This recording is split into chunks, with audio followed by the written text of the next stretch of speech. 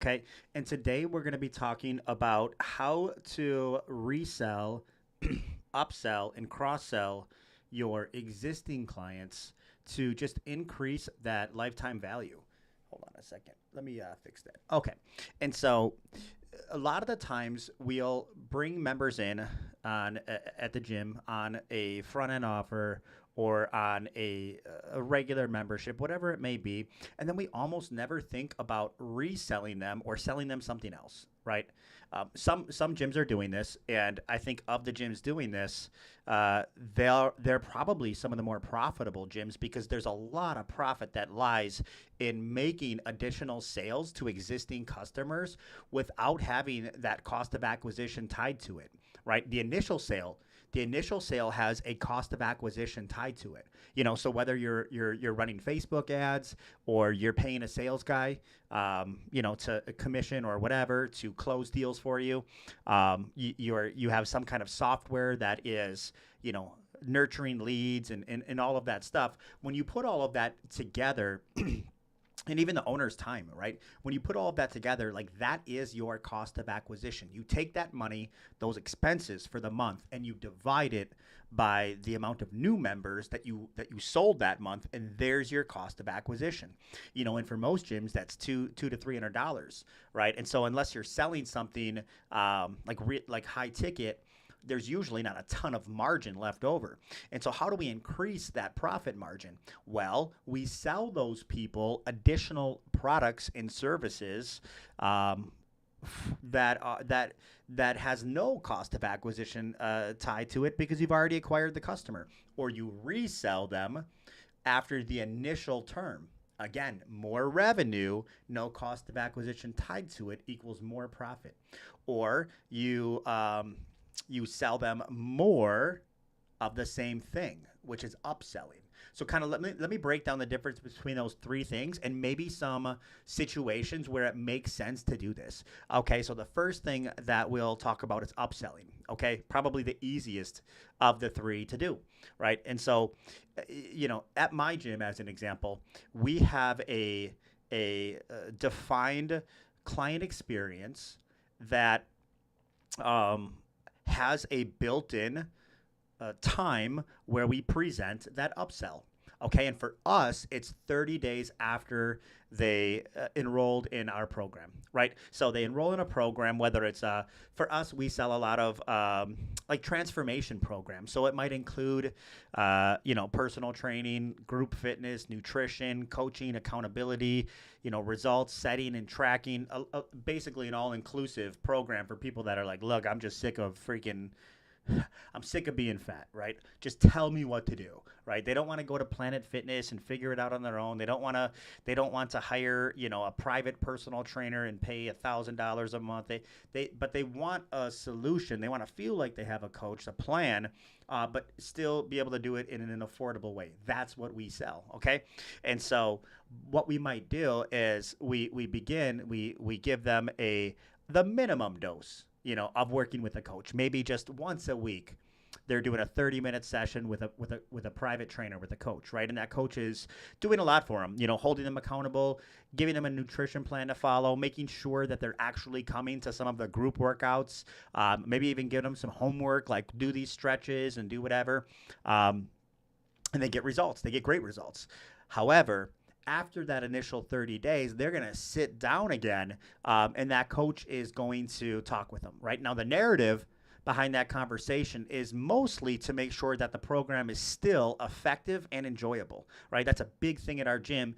Is we want to make sure your program is both effective and enjoyable.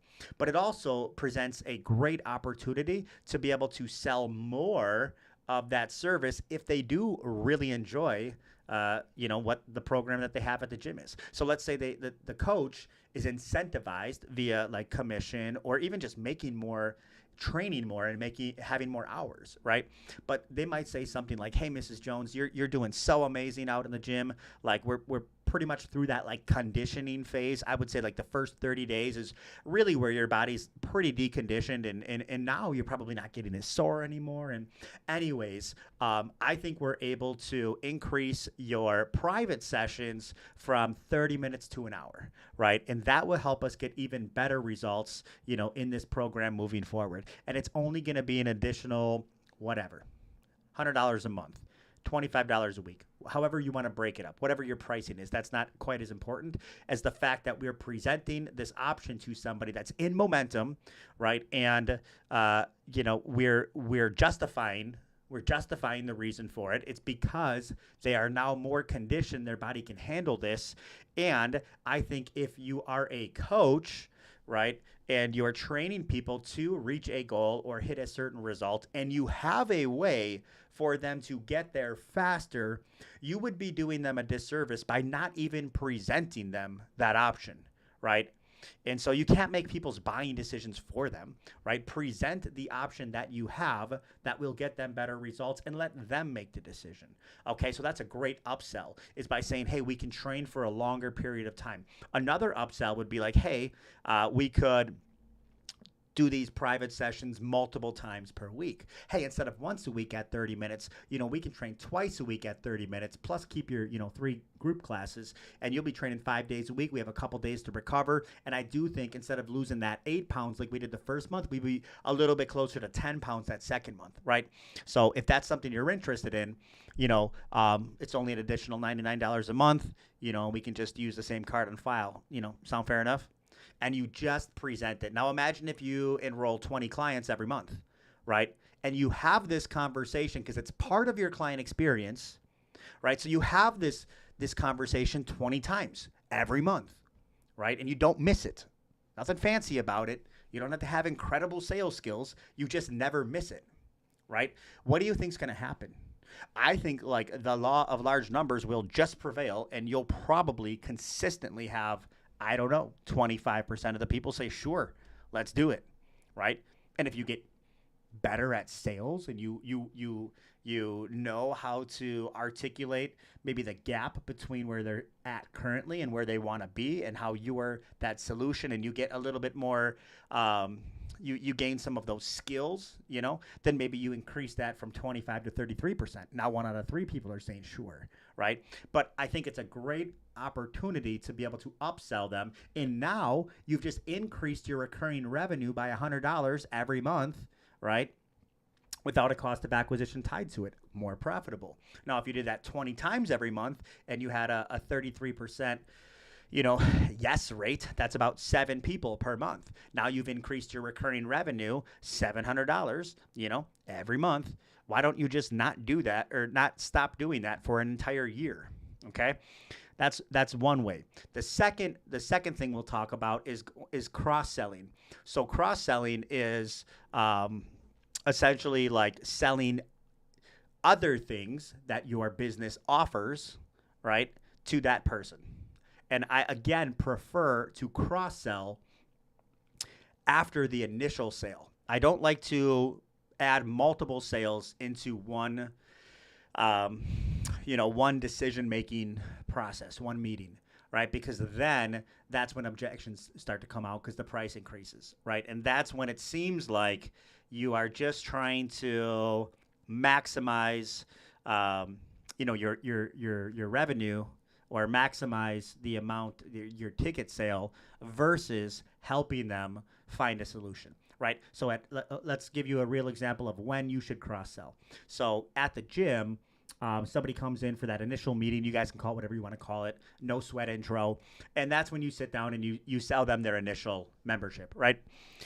What I might do is then schedule, right, for the next day, maybe 48 hours later, 72 hours later, whatever, a sit down where you design their blueprint for them. You design the game plan, right? I'm not a big fan of somebody signing up at the gym, especially for a training program, whether it's one-on-one, group, semi-private, whatever.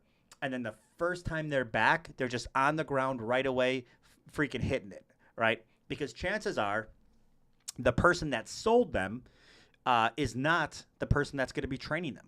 You know, in most cases, sometimes when you're brand new, the owner is the one that's also going to be training them. So I get that, right?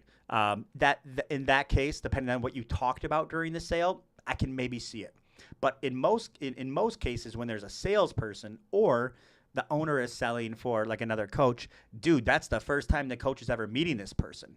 Like, I think there should be some kind of like a rapport building, sit down, talk about your goals. And the way that we do it is like, hey, Joey's great at, matchmaking and making sure that, we have the right people with the right coaches just based on our personalities and our expertise and your goals and all of that. But look, I'm your coach now, right? And I'm super excited to take this journey with you.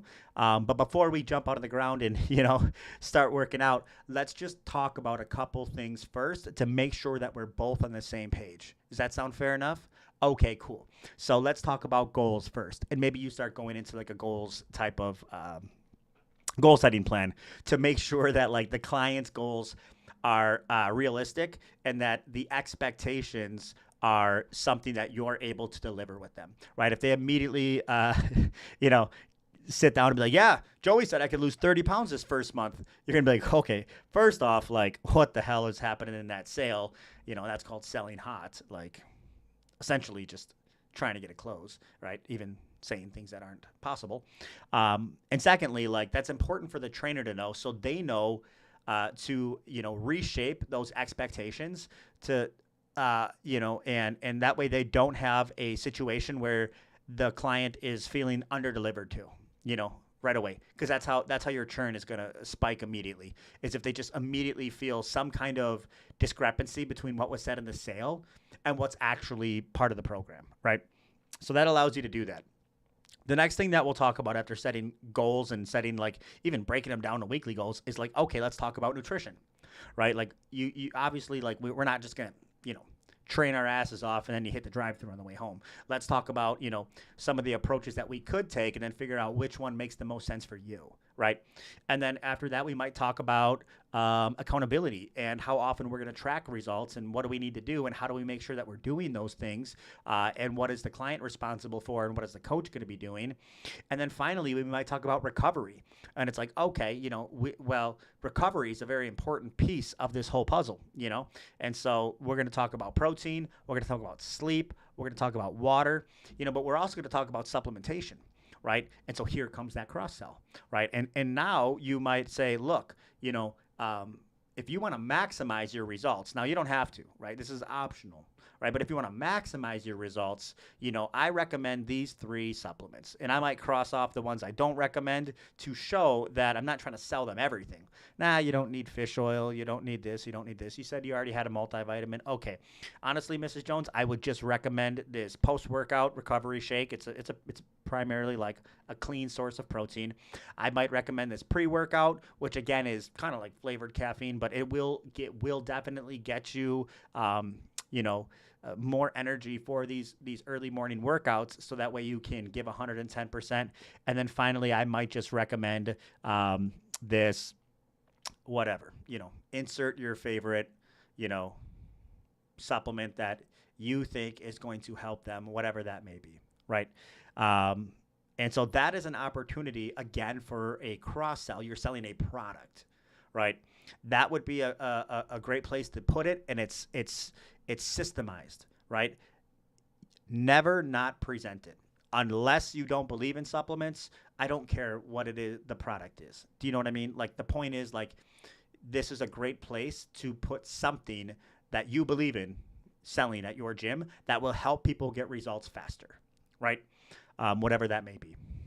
Another place that you can put a cross-sell is if there is a plateau, a bottleneck, a conversation, a need for something that the gym has that the client does not have in their program. Let me give you a real example of that. So at my gym, we have our transformation program, and it includes like the base level of all that stuff, nutrition, coaching, all that. But sometimes clients need even more than that. So we have coaches that got additional certifications for the purpose of servicing clients at a higher level, right? One of them got certified in nutrition, right?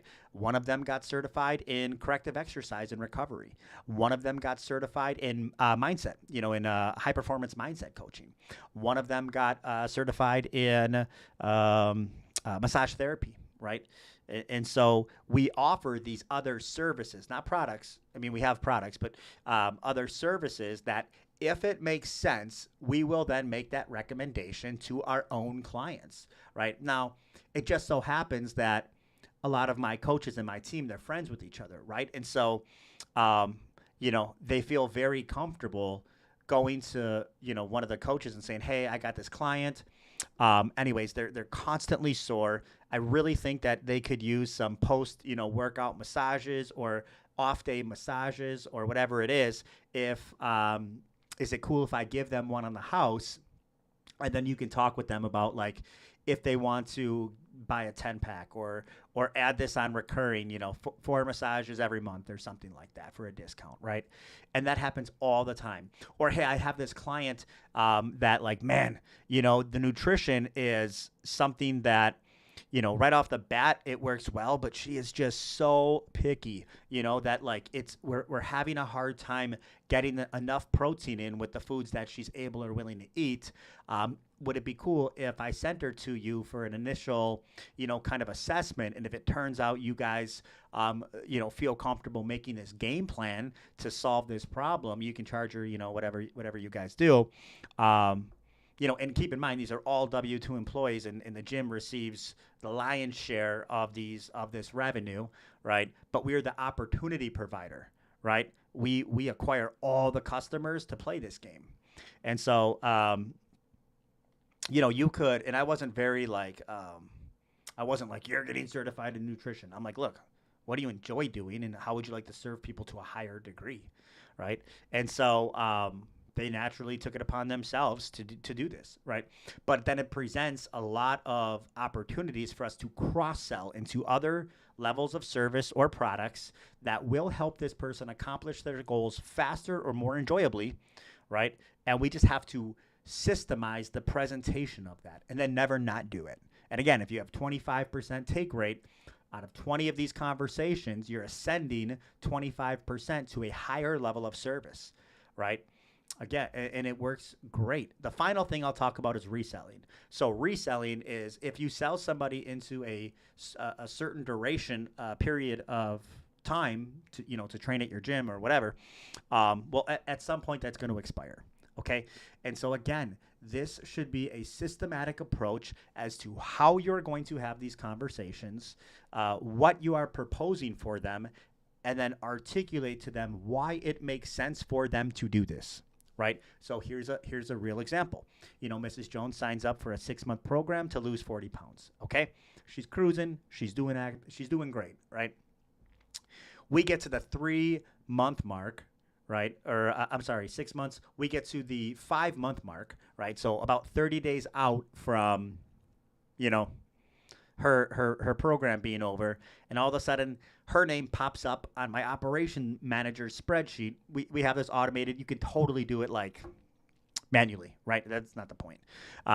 But it's now in our field of view that this person is coming up for expiration, right? We need to have a conversation with that coach about renewing them, right? So you can do this like if they buy a session count and they get below 8 sessions. You just look at. You have to have some kind of system that alerts you when somebody is going to expire that month. Okay, so that way you can be prepared to have that conversation. So the way we do it is that operations manager, it could be the owner as well, has that conversation with the coach about this client and what their goals are and what they propose the renewal be, right? And so it could be like, hey, how's Mrs. Jones doing? Oh, she's doing so great. She's totally going to renew. We have a goal of an additional 5% body fat. She just wants to tone up even more. And it's like, cool. So let's take a look and see how well she's done. Okay, it looks like she's lost about 5% body fat already, in the first 6 months. So I'd recommend that you renew her at least at another 6-month program. Do you need any help writing up that contract? And most of the time the coaches don't. They're like, no, I got it. I'm like, okay, cool. So next time she comes in, have that conversation with her about reaching that, additional 5% body fat. Let her know it's going to be another 6-month program. We can do a quick contract. We can use the same card on file, and you guys can sit down and do another blueprint if you feel like it's necessary, or you can just keep on rolling. Sound fair enough?